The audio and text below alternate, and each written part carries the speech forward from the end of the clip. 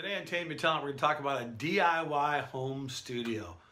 What the heck is a DIY home studio? Well, first of all, as a professional announcer for over 2 decades. I've been doing this for a long time. Now, I'm also a radio host too for a radio show that I do, and now I'm able to use the radio station production studios that are magnificent. We have studios and microphones.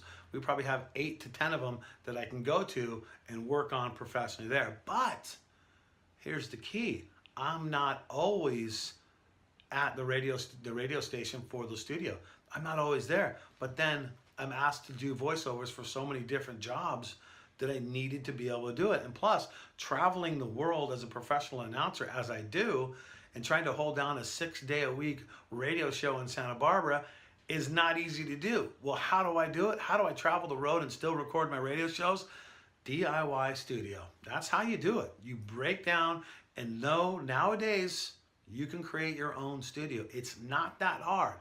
Now, if I need the professional one, I got it. But if I'm on the road, I'm in a pinch, and I need to record my voice, and I need to do voiceover work, DIY studio is what it's all about. You got to do it. So it's like this. Have a Mac. I use a Mac computer because, first of all, I'm not against PCs, but my deal with PCs is they have viruses. I have problems with them.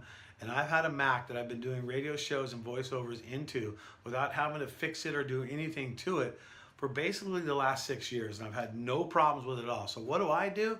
I use a Mac computer. Mac computer's one of my favorite. Microphone, I've always started with the blue microphones. It's called the Snowball. It has a USB plug-in, plugs directly into the Mac, and that works for that. And the blue microphone has been amazing. It's worked for me for 6 to 7 years, not one single problem with it.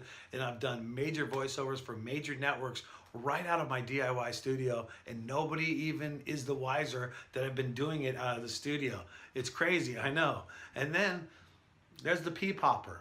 And it also could be called a spit guard or whatever you want. It's the protection in front of the microphone, which is so important because if you're gonna do home studio stuff, you want to make sure you do it that way. Also, make sure if you're in rooms are echoey. Rooms you have problems doing, so you need to deafen the sound.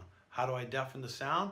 Well, I travel with luggage. So I have a small roller bag with me pretty much every place I go. So what do? I take the clothes out of the roller bag, and then I stuff hotel pillows into it, open it just at an angle, put my mic right in the middle, and boom, I have a DIY home studio that can do it all. And I can voice for any major network with that, and no one even knows. I'm not spending $2,000 going into like a sound studio for an hour and doing it. No, I'm doing it at home. I'm doing it at a hotel. I'm doing it wherever I'm at. And look, I've even made home studios in my car with pillows, microphone, the whole 9 yards, and you can't tell the difference. You could not tell that is not recorded in a professional studio. You gotta do a little work for it, but I'll tell you what, when you do, your DIY studio can be just as good as the top dollar studios that you can be recording in. We talk about the soundproofing. The soundproofing, very important. That's why I talk about the pillows, and that's why, as you can see with my setup, I use the 2 pillows, stuff them inside the suitcase, the mic right there in between it, and it's perfect. And if you want to put a towel over your head too as well, you're going to make it even that much better. Soundproofing, very, very important.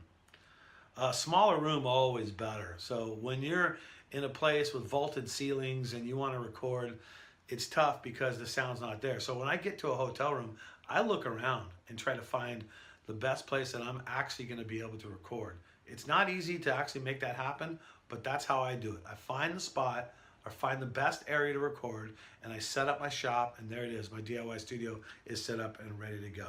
And always test your studio too as well. Test it, record into it, and the best way to listen back to it is listen back with headphones, because headphones don't lie.